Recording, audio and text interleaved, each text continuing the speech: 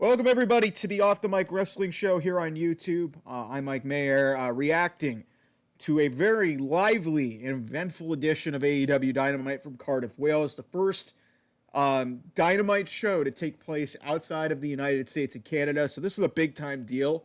4,000 people, a little bit over, and you might be snickering at this, saying, "Man, that's not a lot." This crowd was alive.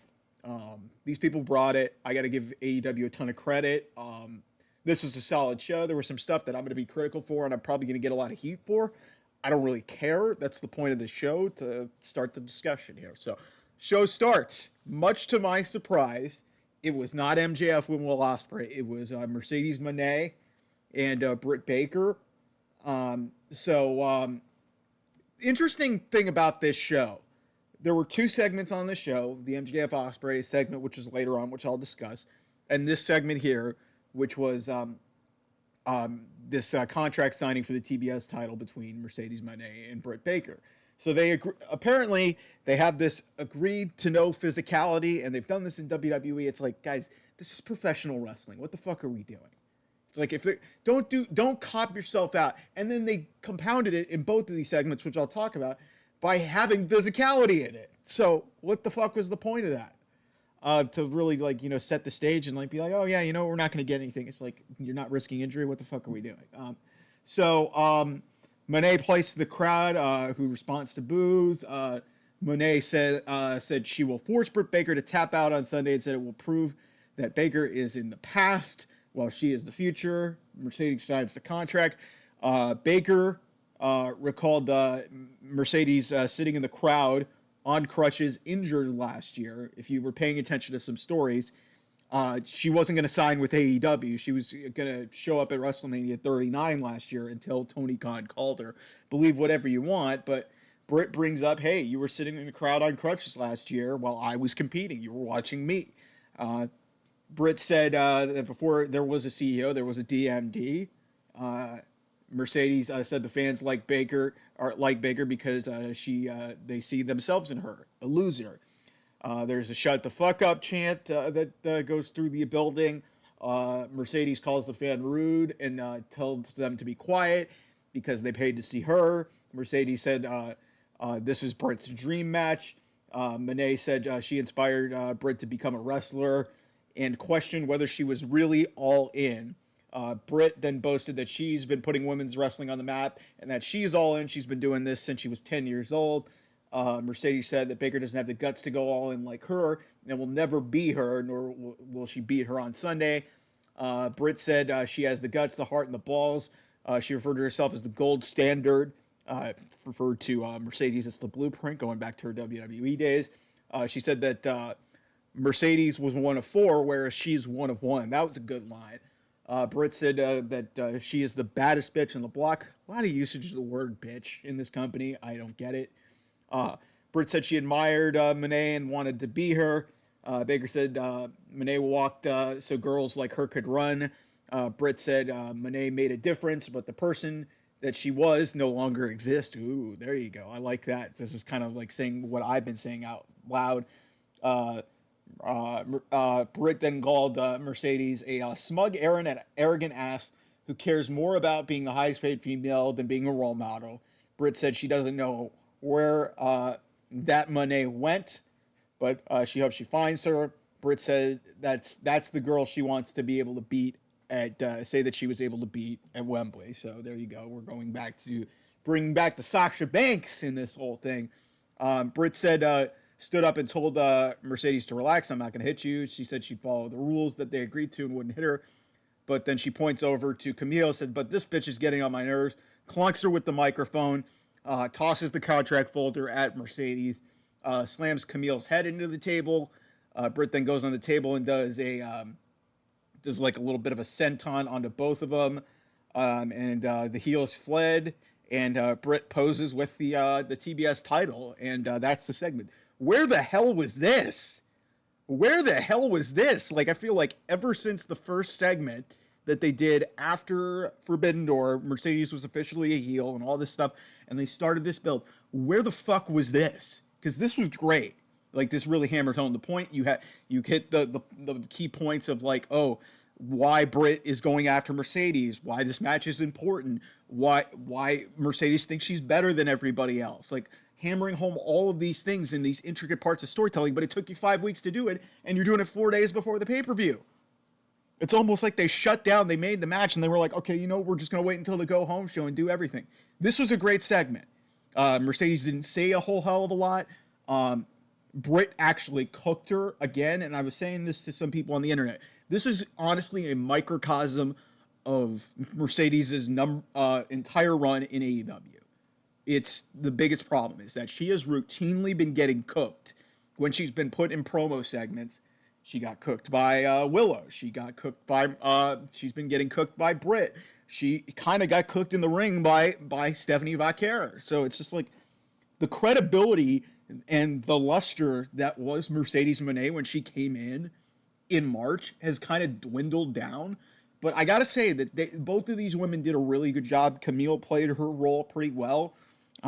Britt gets the heat going into the pay-per-view. I think Mercedes is going to win this match. I'll have a pick show later on in the week to talk about where I think these are going to go. I just don't think Britt needs to win here.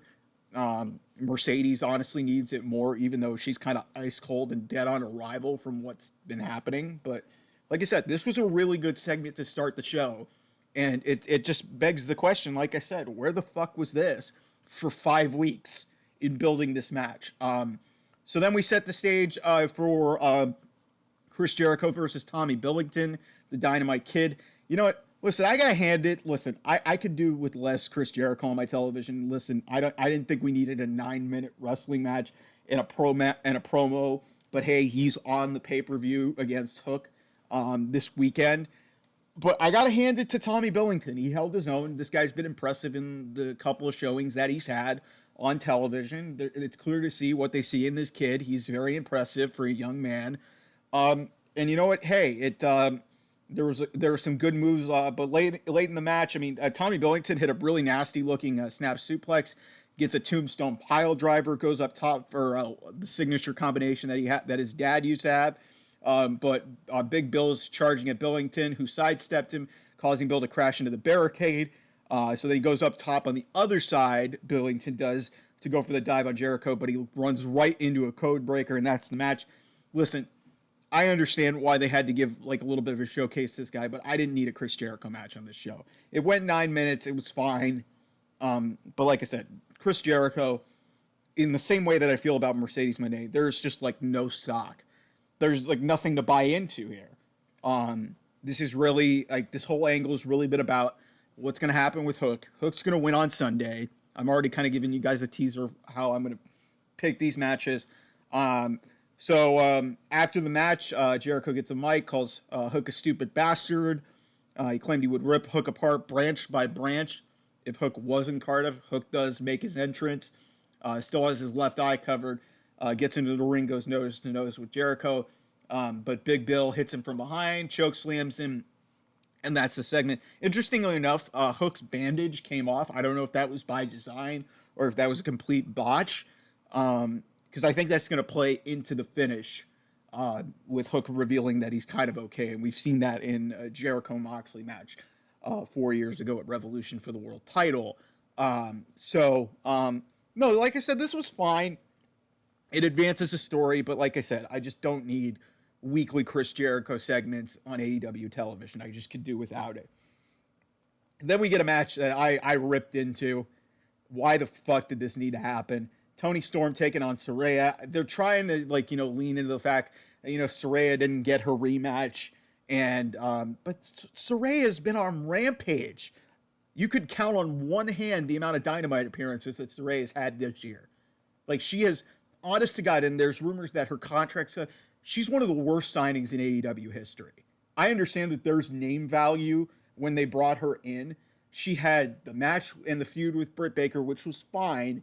And then she forms the Outcast with Toni Storm and Ruby Soho. And they have been absolute dog shit. And this is one of the worst signings that AEW could do. I had no reason to see this match because I knew Toni Storm was going to win this match. And, it was fine for what it was. But again, what the fuck is going on here? So basically, late in this match, Storm came back with a sky high for a near fall. Harley Cameron gets on the apron. She's involved. I don't know what the fuck her role is even with Saraya in this whole thing, like her affiliation with the Outcast. It's like I said, the whole stable's been dead on arrival.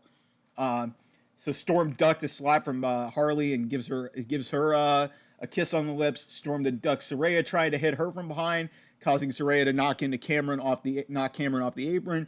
Then Tony kisses Saraya, puts her down with the Storm Zero, and gets a 3. This was an 8-minute match. Again, this didn't need to happen, even with the post-match angle. I don't understand why you have to put your world champion in a world championship match against somebody who does not deserve this title match 4 days before the pay-per-view. I just don't understand it. This is just, it's bizarre, really, why this match happened. After the match, Mariah May runs in, hits her with the shoe. She cradles Tony Storm's head in the bosom, like, which has been kind of the whole build of this storyline.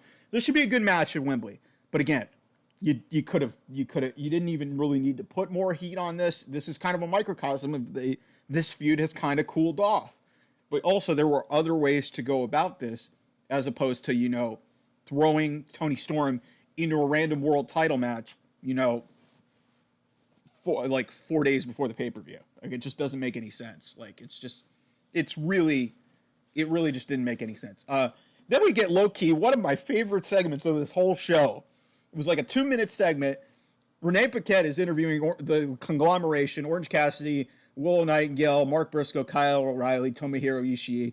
Mark Briscoe just goes like a madman using words of the week. Kyle O'Reilly's speaking like incognito. Like, this was freaking entertaining. Like, I like Kyle O'Reilly when he's kind of goofy. I like Mark Briscoe when he's able to be kind of goofy. Got kind of like that R-Truth National Treasure feel to him. Like, this was, like I said, for goofiness and what it is, and Mark can go in the ring. He's the Ring of Honor World Champion. The collaboration in doses can be tolerable, and this is fine for the quickness of what it was.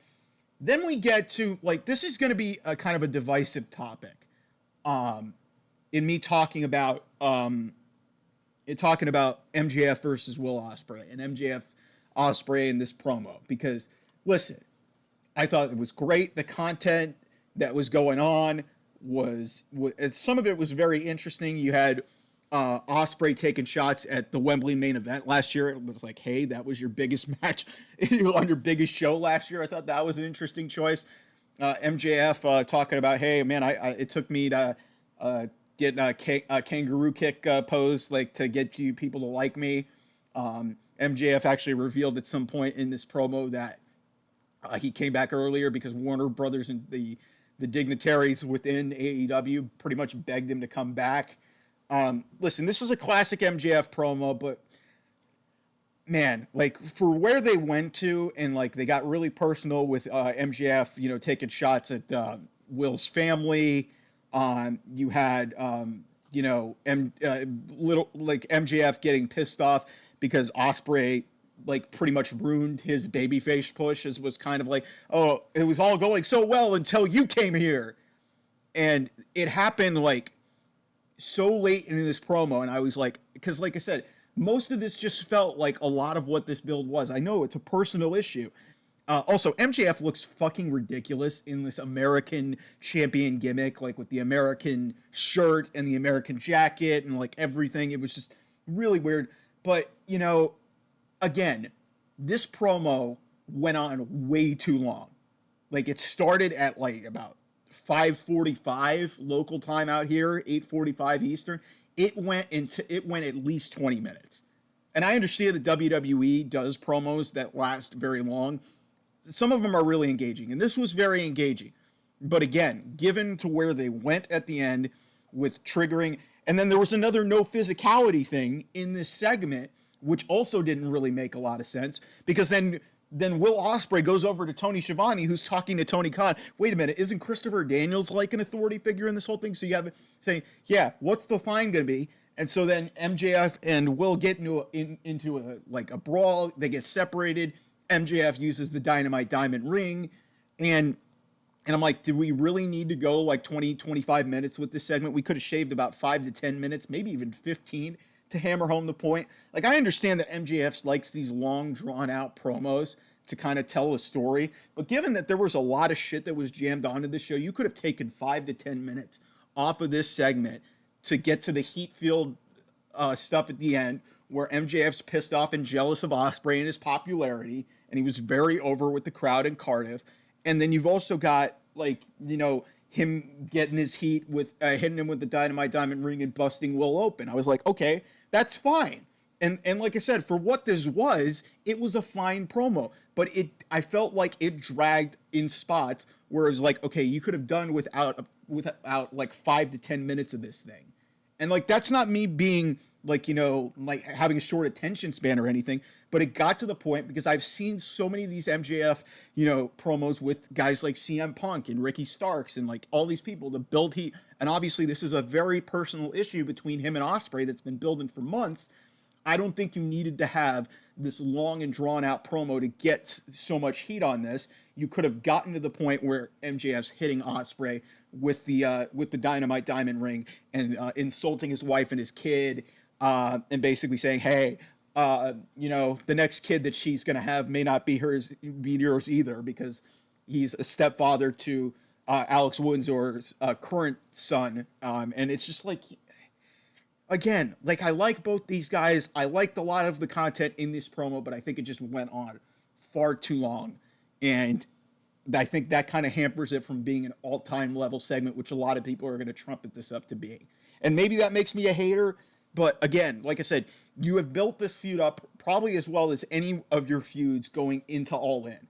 I hated the finish that they did with the first match. There's some stuff later in this show that I really enjoy that I think honestly kind of diminished this segment, to be honest with you. So, again, fine segment. Like I said, it just went on way too long. I've got so many notes, and I just don't want to run through all of these word for word. MJF also gets the brain buster in at the end. And he was going to go for the Tiger Driver, but ultimately Daniels and some other security stopped him, and that was the end of the segment. Listen, it was, like I said, fine segment to get more heat on a feud that I don't think needed more heat. This is probably one of the best feuds that they've got. Like I said, no matter how I feel about them doing the match already, this is already a really deeply personal issue, and I think they've done a fine job with it.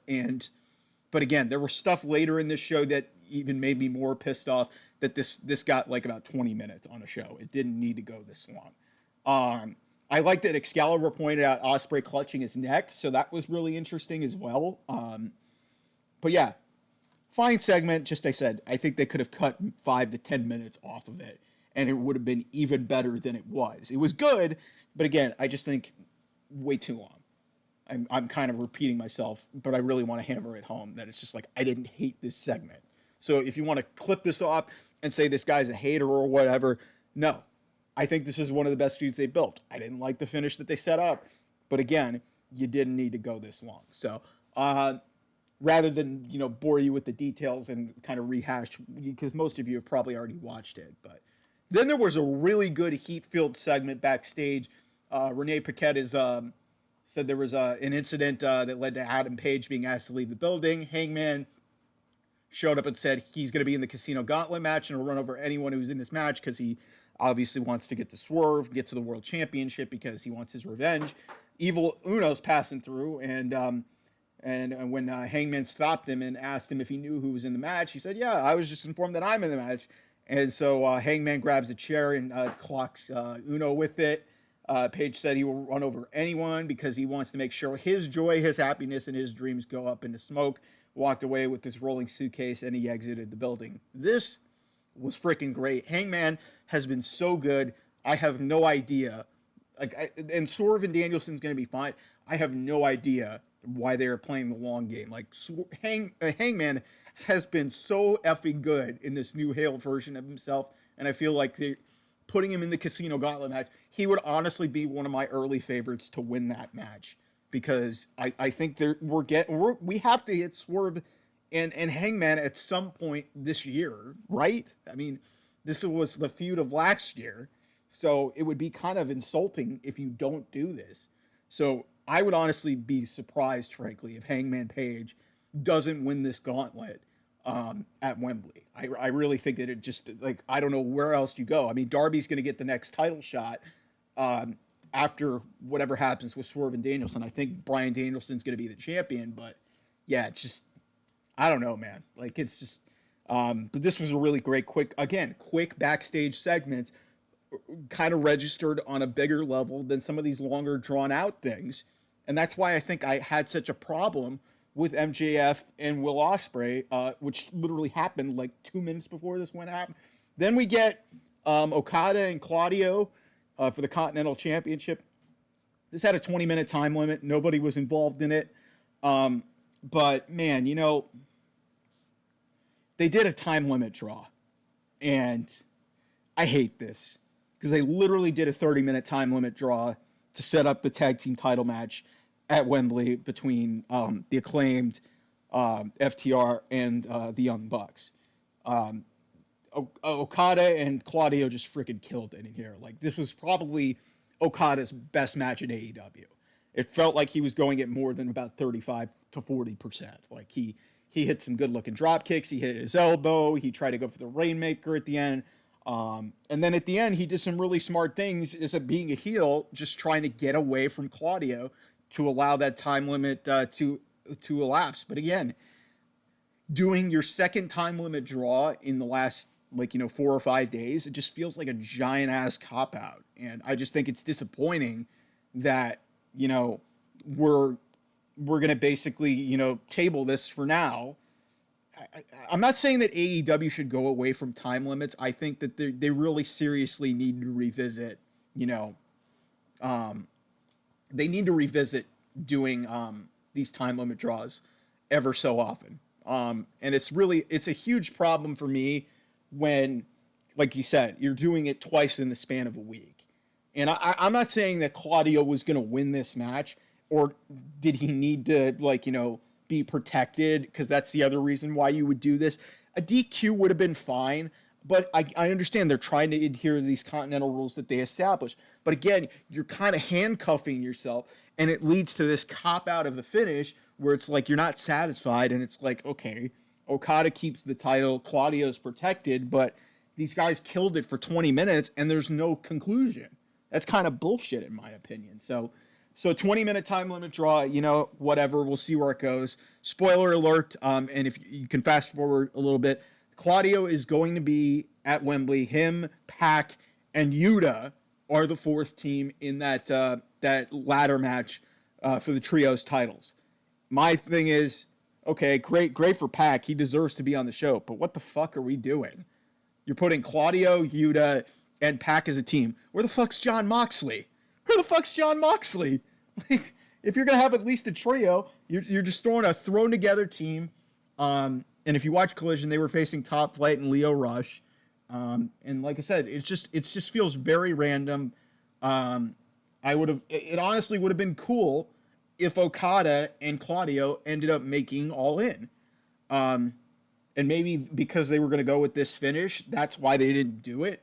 But again, it leads into my point of, like, the builds for the trios and also for the tag feel almost entirely similar, and it feels like they are just throwing a fourth team in there. I'm glad that Pac is getting an opportunity to be on Wembley, but again, he's going to get an international championship match at All Out. So is he going to just turn on the Blackpool Combat Club, which we've already seen before a year ago? Why is Pac teaming with these guys? I don't understand that. Okay, anyway, getting back on track here. So the crowd wants 5 more minutes. They're not going to get it. The Bucks and Jack Perry come out. They basically say, hey, you guys aren't getting 5 more minutes. The contract said 20, not 25.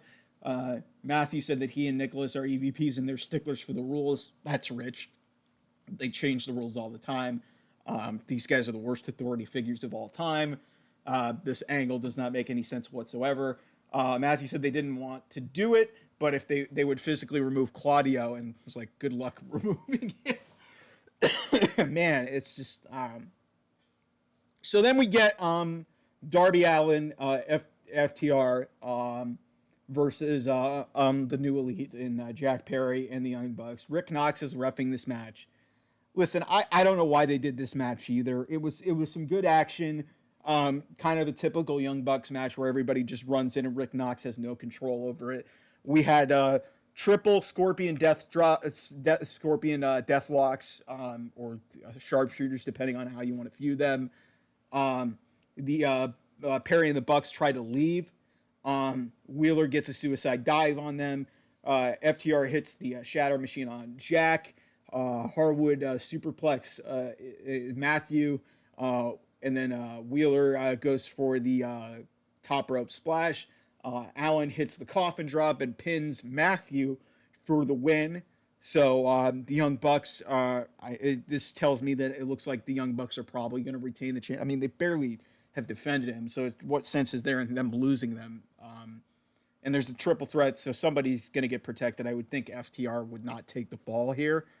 But you know what? The Acclaimed could end up, I could be surprised, but it's just like usually on these go home shows, when you see somebody take a fall, they're not losing on the pay-per-view. So, so after the match, like I said, this was 10 minutes, but again, I don't think you needed to jam this in, and it felt really rushed, especially considering how long that MJF and Ospreay promo went. Which I get the feeling that we're going to get a report that they went long, because it just felt way longer than it needed to. I keep going back to that, but that was one of my big sticking points of the show. Like I said, I didn't hate it. It just felt long. So after the match, the Acclaimed come out. They walk onto the stage with Billy Gunn. Caster plays to the crowd. He calls FTR court jesters. Said the Young Bucks are his two favorite princesses. Caster claims he's the best wrestler alive. Calls Bowens the Scissor King. And he said the belts will come home to them at All In. Bowens said he and Caster have nothing left to prove. He said FTR and the Bucks can't beat the Acclaim. Bowens said he and Caster would fight until they are the next AEW Tag Team Champions. Billy Gunn did, Daddy Ass did his 2 words for you. Anthony Bowens was the best part of this promo here. Not Max Caster. Max Caster's usually the talker. Anthony Bowens, like I said, is probably the most redeeming part of the Acclaimed, which has gotten ice cold from where they were 2 years ago. It really is astonishing. Like, it was kind of quiet when they came out, and they were able to get over their catchphrases. But this just felt really excessive, and like they kind of dragged this thing along. So then we get to the segment that I was referencing about 5 to 10 minutes ago in regards to MJF and Will Ospreay. So Renee Paquette is trying to get a word with Will Ospreay. He's being treated by the trainer for his head, which was busted open during that segment that I mentioned earlier on. Renee asks Ospreay what his status is for All In. Bryan Danielson walks in, barks, and looks at Ospreay and just says, "Do it, do it." This was more impactful than almost anything that was said in that 20 minutes between MJF and Ospreay. Bryan Danielson, a guy not even affiliated or associated with that feud, but you know his association to Ospreay, he's the reason why the Tiger Driver is not being done. Bryan Danielson walking into that shot and telling a bloodied Will Ospreay to do the Tiger Driver. We know what's happening at Wembley. It's going to get a massive reaction. Again, like I said, it's the only acceptable finish. If he hits it and a hidden blade and then pins him, Wembley will go freaking nuts. This was more impactful than anything in that 20-minute promo that they did earlier in the night. And that's not to say it was a bad promo, but this is what needed to happen. All we really have cared about, like we know about the personal issues, but the big reigning question of the whole thing is Will Ospreay going to do the Tiger Driver? And it's clear that they are setting the stage for that to happen at Wembley Stadium. This was great. For a 30-second segment, this was so great. Then we get the main event segment. Nigel McGuinness in the ring. He introduces Swerve Strickland. Nigel playing into his very anti-Bryan Danielson, deal. Calls Swerve the overwhelming favorite. Guys on commentary are kind of like dismissing it. Swerve gets in the ring. Him and Nana do their whole little bit with the dance, and Nana's doing the Who's House, Swerve's house. Like, he's trying to play the tweener here. People are still rooting for him, but he's very clearly the heel in this feud. So Swerve said he is the most dangerous man in AEW because of the pain he endures and inflicts. Swerve ran through all the people that he has defeated, including Will Ospreay and Christian Cage and Samoa Joe, Hangman Page. Like he's runs down the laundry list of people, and he hasn't technically lost or taken a pinfall this year. Like he was not the one pinned in the match in the triple threat at Revolution, which Samoa Joe won. He basically submitted Hangman in that match. So Swerve spoke about doing things to Danielson to make sure that he's not capable of returning. Swerve brought up the possibility of Danielson finding his fight experience and doing an independent wrestling show in Washington. Swerve said he would be there to beat him down. Swerve brought up Danielson using a mask as an alias in Mexico, but he said he would still be there to beat him down. Swerve said maybe it will get to the point where Danielson decides to have a sit down with his family about getting back into the ring. And Swerve told Danielson to guess where he would be. Bryan's music hits. He runs to the ring. He ducks a clothesline from Swerve and then hits Swerve with the Busaiku knee. Swerve ended up at ringside. Bryan grabs the mic, says maybe Swerve and a lot of people are confused. Bryan said if he doesn't come out and talk about himself for 20 minutes, he doesn't need to come out and talk about himself for 20 minutes every week. That's kind of I laughed at that because of what I said about MJF and Will Ospreay. That was pretty funny, even though that probably wasn't intended to be. He said he knows who he is. Danielson said he's the best goddamn wrestler in the world, and he has been for the last 20 years.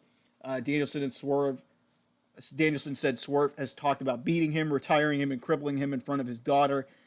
Bryan spoke of doing it for the fans who have paid to see him for the last 25 years and his peers that he's traveled the road with. Bryan then said if Swerve thinks that he's going to cripple him, he'll have to do it more than that because he will leave it all in the ring, and you'll have to kill me basically. And Excalibur, this was great on commentary, said that's what Jeff Jarrett and the world and Eddie Kingston wanted to see, the fire in Bryan Danielson's eyes. So then Bryan basically said the only question is whether he can beat Swerve for the AEW World Championship at Wembley Stadium, and the fans erupted in a yes chant. Swerve said the fans know the answer, or actually no, Bryan said the fans know the answer to the question, and so does Swerve. Bryan drops the mic, leads some yes chants, and that's the end of the show. I'll tell you this just off the cuff here. With Nigel McGuinness, like his role in this felt really insignificant. I'm not saying that you didn't like hitting Swerve in the go home angle is fine. I think that him getting a Busaiku knee and getting that impassioned promo at the end was really good. I would have liked it if, Nigel would have taken a bump for Bryan in this spot, considering all the shit that Nigel's been talking about him for the longest time. That would have gotten a really nice little pop heading into Wembley. Maybe Nigel's health is in question. He's been retired for a long time. That felt like a missed opportunity for me. But other than that, this was a really good go home angle, and I think it hammered home the point really well. So all in all, a pretty damn good Dynamite heading into Wembley. I have my concerns, but a lot of stuff on the show was great. Like I said, I could have done without the extra long promo that they did with MJF and Ospreay, but again, the content of it and where they went was fine. It just took forever to get there. And this should be a really good show at Wembley Stadium. But again, let's not use Wembley as a reason to overlook AEW's underlying issues. In the fact that once they get out of England and once they get out of the United Kingdom, they're going to go back to what is reported under 2,000 people in Champaign, Illinois for next week's Dynamite. They have got to figure out their TV deal and their attendance issues if they want to. Like, they can say, hey, they're gonna probably get a TV deal. Again, there's reports that the TV deal is twice as much as what they got. Why the fuck haven't you signed it?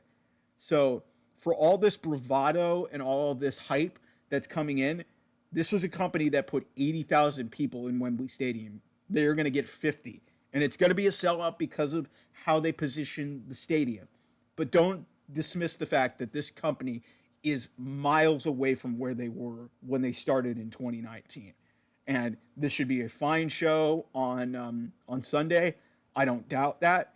But a lot of the stuff going into this and like some of the, maybe that's the reason why MJF and Ospreay went so long, because they felt like they needed to add more story to this. You didn't need to do that. You've been building this match for what, a month and a half now. Like, it just feels like some of these builds, and especially I think what made the show so great is there was a lot of effective segments. But these would have been so much more effective if you would have done these like 2 to 3 weeks ago. And then you throw in a random Tony Storm match. It's like, what are we doing? So, um, again, I don't doubt that AEW is going to have a good show and they're going to have an all hands on deck like approach to this Wembley Stadium. But this Wembley Stadium and this all in event, but this like a lot of this build has felt like kind of a letdown, and this show I think kind of masked a lot of what the problems have been with AEW in the last like few weeks. There was a lot of good stuff on the show, a great go home angle. I'm looking forward to the show. But yeah, that's your Dynamite review. Thanks for tuning in. We'll have an all in pick show. I've kind of spoiled myself here early on about what I think is going to happen. We'll hopefully have a little bit of news and notes trickle in. And yeah, we got SmackDown on Friday, so excited to talk about that. Thanks for tuning in. I'll talk to you guys soon. Bye.